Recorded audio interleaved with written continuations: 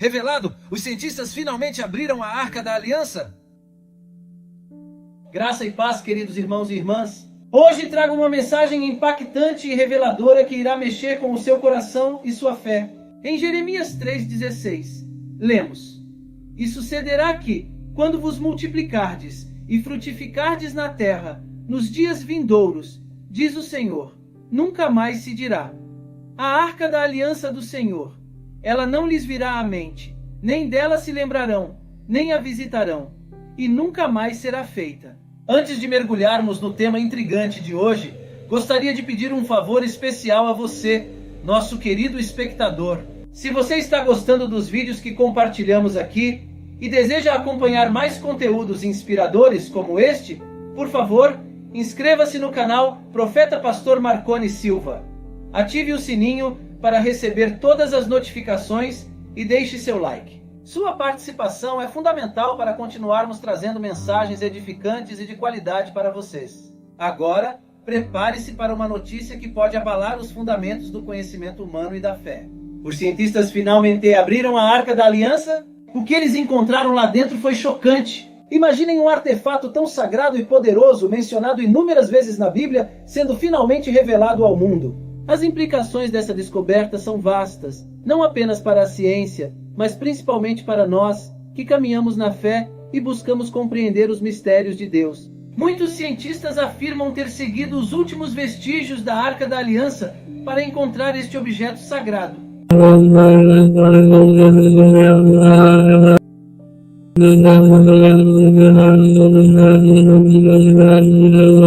Desde que os israelitas fugiram do Egito e se estabeleceram na terra prometida, a Arca da Aliança foi supostamente mantida no Templo Sagrado, também conhecido como Templo de Salomão. 600 anos antes da morte de Jesus, os babilônios invadiram e destruíram grande parte de Jerusalém, incluindo o templo onde se acreditava que a arca estava guardada. No momento em que a Arca da Aliança se perdeu para a história, os babilônios iniciaram seu ataque, erguendo um enorme muro de cerco ao redor da cidade, impedindo que alguém entrasse ou saísse. Em resposta, os israelitas construíram muitos túneis para se moverem pela cidade sem chamar a atenção. Muitos desses túneis ainda existem hoje, e artefatos antigos foram descobertos em alguns deles. Antes de Wyatt argumentar que a Arca da Aliança, o artefato judaico mais sagrado, estava escondida em uma câmara subterrânea que foi então selada e esquecida.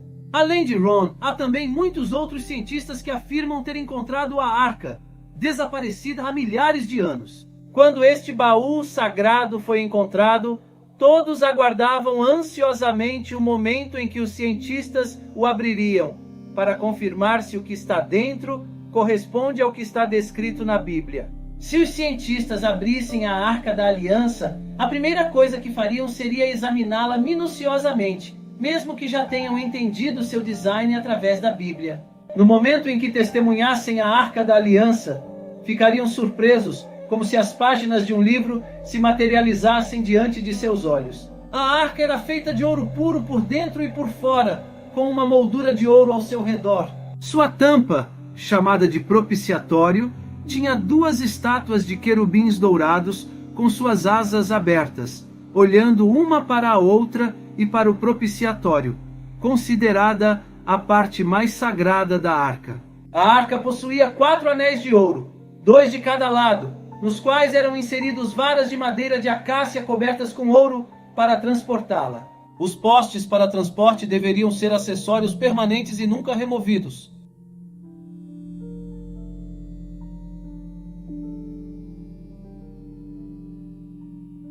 Agora, deixe-me desafiá-lo com uma pergunta super simples para testar o quanto você se lembra sobre a Bíblia. A questão é: você sabe quais são os 3 itens armazenados dentro da Arca da Aliança? Vamos às alternativas. A. Pergaminho, moedas e joias. B. Tábuas dos 10 mandamentos, a vara de Arão que floresceu e um pote de maná. C. Barras de ouro, vestes cerimoniais e uma coroa. D. Animais de sacrifício, incenso e óleo. Hora de pensar, ok? Tenho certeza de que a maioria do público que respondeu deu a resposta correta. Então vamos ver como os cientistas ficaram surpresos com o que encontraram dentro. Os 3 artefatos importantes dentro da arca eram os 10 mandamentos, o bastão brotado de Arão e o maná, como um vaso de contenção. A arca carregava artefatos que remetiam a momentos-chave durante o tempo de Israel no deserto. O segundo conjunto de tábuas de pedra representava a lei, o padrão de justiça do Antigo Testamento. Moisés quebrou as tábuas originais em Êxodo 32. Depois os israelitas fizeram o bezerro de ouro para adorar. O maná na tigela de ouro representava o alimento de sustentação da vida que Deus dá ao seu povo. Quando Israel estava no deserto, o Senhor os sustentou com este pão misterioso. Sem saber o que era, eles o chamavam de maná, que significa o que é. Quando Jesus alimentou os 5.000, ele disse que Moisés não lhes deu o pão do céu, mas que seu Pai lhes dava o verdadeiro pão do céu. O pão de Deus é aquele que desce do céu e dá vida ao mundo. A carne e o sangue de Cristo são o alimento de sustentação da vida para o crente. A vara de Arão era a mesma vara que Deus transformou em serpente diante do faraó. No entanto, o momento mais significativo, notado pelo escritor de Hebreus, foi o brotamento e a floração da vara em Números. Quando o povo de Israel começou a resmungar contra a liderança de Moisés e Arão, o Senhor derrubou um grupo de rebeldes para provar a escolha do sacerdócio de Arão e sua linhagem. O Senhor ordenou às tribos de Israel que estabelecessem 12 bastões, com Arão representando a tribo de Levi, designada por Deus para o sacerdócio. Durante a noite, os bastões foram deixados do lado de fora, e pela manhã, a vara de Arão havia brotado e produzido flores, trazendo amêndoas maduras para os israelitas. Essa vara representava a linhagem do sacerdócio, algo que chamou a atenção dos cientistas. O propiciatório foi colocado sobre a arca, e quando o sacerdote entrava no Santo dos Santos, aspergia o sangue do sacrifício sobre o propiciatório, representando o sangue expiatório de Jesus. O pecado de Israel formava uma barreira entre Deus e eles, assim como nossos pecados também nos separam de Deus. Para resolver esse dilema, o sangue de Jesus é essencial. Assim como o sangue no propiciatório, o sangue de Cristo está entre a lei de Deus e a presença de Deus. Quando o Senhor vê o sangue, sua ira é satisfeita e as transgressões do povo de Deus são perdoadas. Agora o Senhor não nos vê mais pelas lentes da lei, mas através do Evangelho. A Arca da Aliança é mais do que uma história bíblica, é um símbolo mítico. Apenas certas pessoas podiam tocá-la ou se aproximar dela, pois era tão sagrada que a tocar significava morte instantânea. A Arca da Aliança foi sepultada na Câmara Santa do Templo de Jerusalém. Apenas o sumo sacerdote tinha permissão para estar em sua presença, e isso apenas uma vez por ano para cobri-la ou descobri-la. Para mover a arca, você precisava ser dos filhos de Arão, nascido na tribo de Levi. Os levitas foram designados como os sacerdotes reais da aliança, responsáveis por cuidar de todas as coisas sagradas.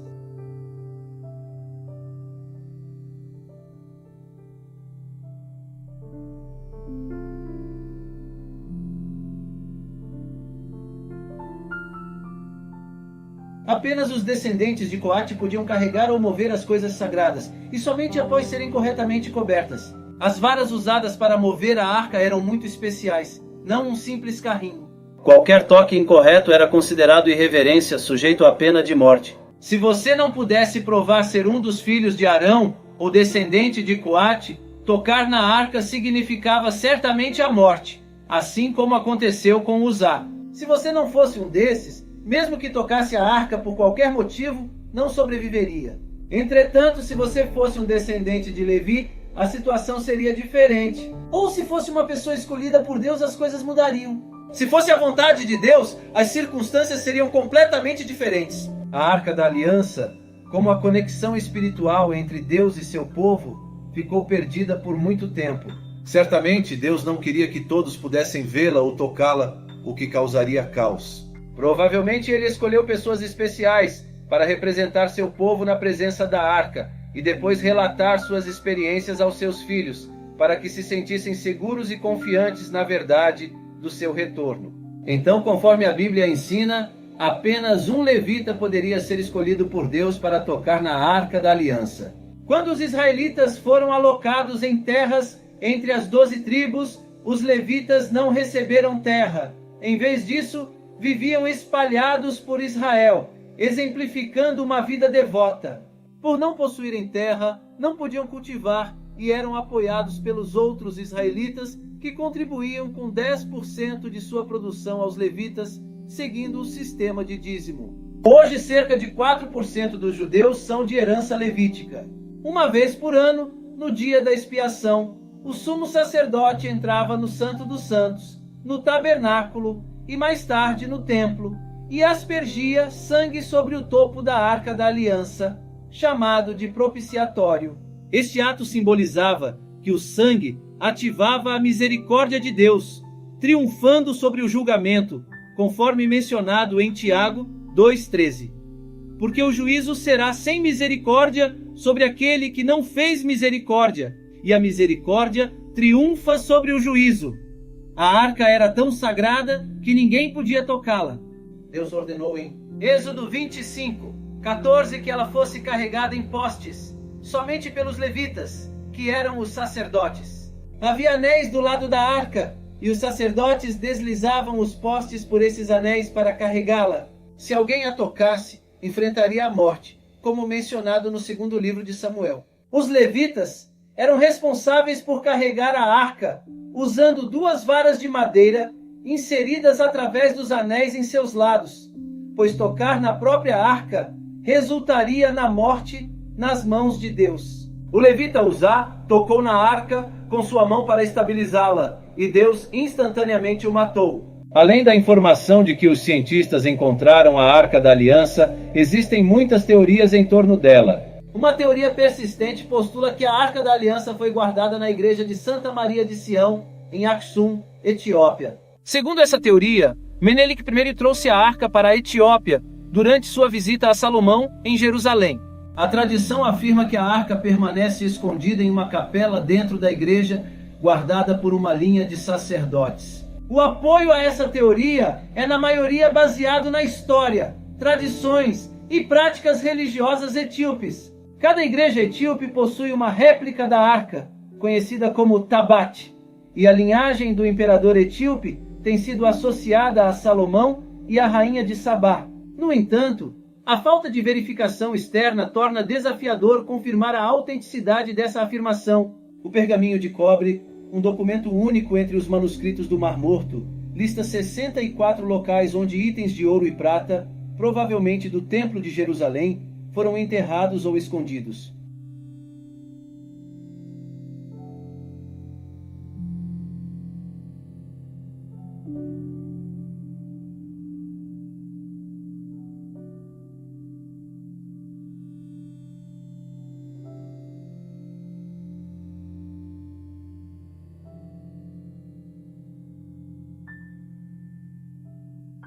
Um aspecto intrigante do pergaminho de cobre é sua sugestão de que a Arca da Aliança pode estar escondida perto do Mar Morto, possivelmente próximo de Qumran, onde os manuscritos do Mar Morto foram descobertos. O pergaminho de cobre implica a presença da arca, mas não fornece coordenadas precisas sobre seu local de descanso final. Assim como os cientistas podem ter encontrado a localização da Arca da Aliança, é possível que Deus esteja dando sinais e orientação ao seu povo escolhido para encontrar o tesouro perdido há milhares de anos. No entanto, se ele permitirá que a presença desta arca seja anunciada publicamente ou não, é desconhecido. Ou talvez ele só tenha revelado à humanidade o espírito sagrado desta arca, não fisicamente. Ron, por exemplo, estava convencido de que havia testemunhado a Arca da Aliança, mas algo estranho o impediu de tirar fotos ou vídeos dela.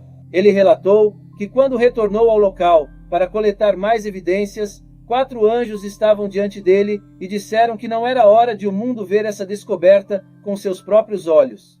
Talvez o tempo para isso esteja se aproximando, mas até lá, qualquer testemunho ou contato com esta arca deve ser guiado pela aprovação de Deus. Voltando um pouco no tempo, a última menção da arca no Antigo Testamento é em 2 Crônicas 35, quando Josias, rei de Judá, colocou a Santa Arca na casa que Salomão havia construído, o templo, durante o reinado do rei Josias, por volta de 630 a.C.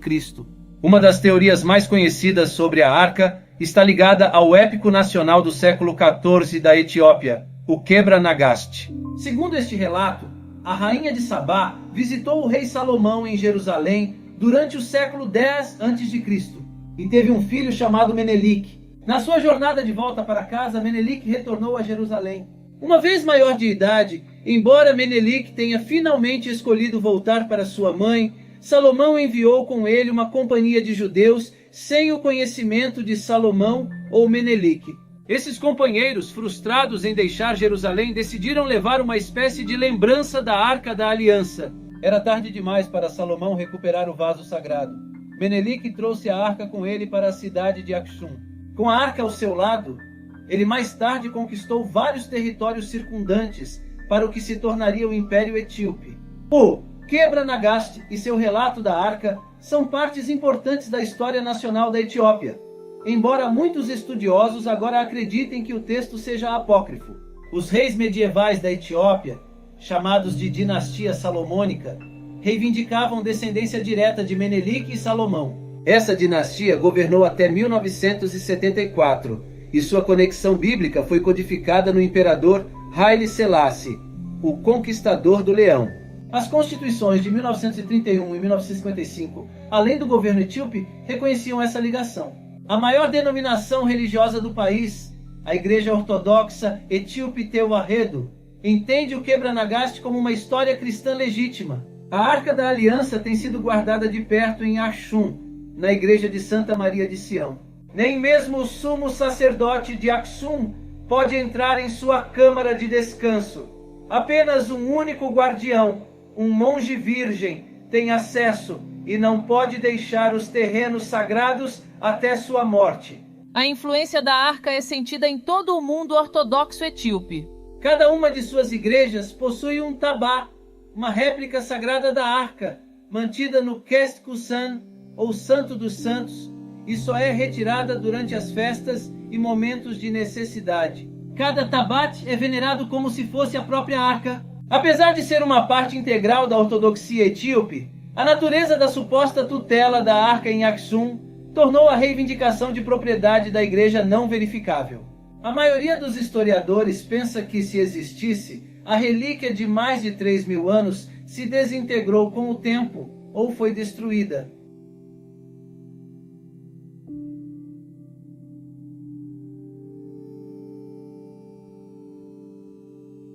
Mas isso também é apenas especulação. Para muitos, o destino da arca permanece um mistério fascinante e talvez insolúvel.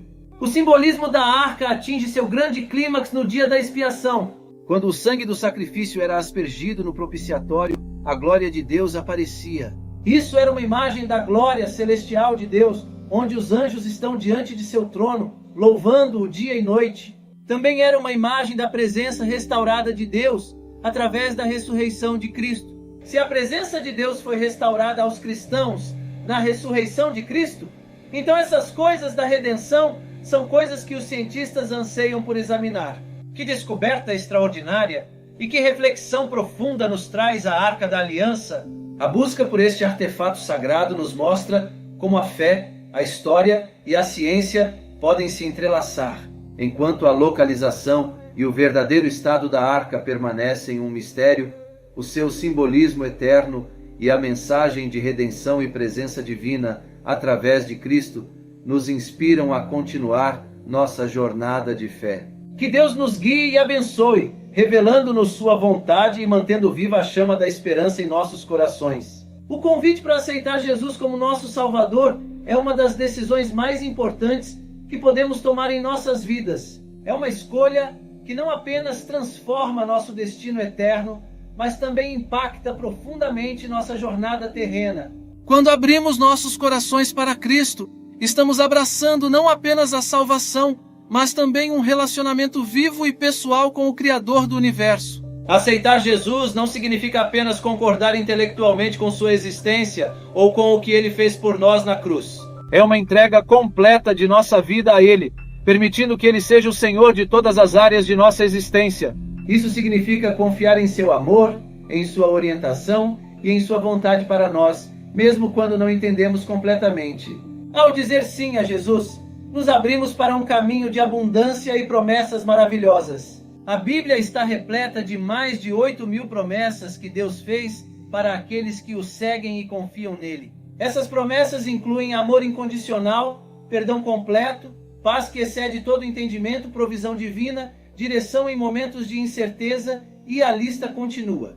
Além disso, ao aceitarmos Jesus, não estamos apenas recebendo uma lista de benefícios, mas estamos nos comprometendo a uma jornada de transformação e crescimento espiritual. Ele nos convida a nos tornarmos mais semelhantes a Ele, a amar como Ele ama e a servir como Ele serviu.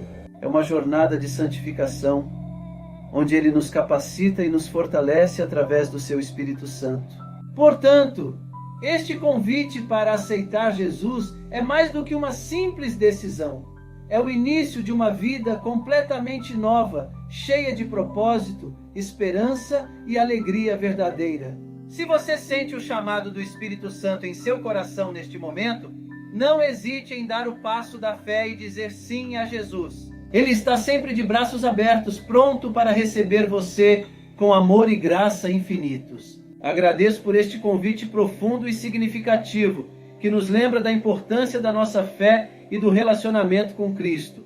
E a playlist disponível no canal é realmente uma ferramenta valiosa para nos ajudar a crescer e fortalecer nossa fé continuamente. Que Deus abençoe a todos nós em nossa jornada espiritual e nos guie em cada passo do caminho. Amém?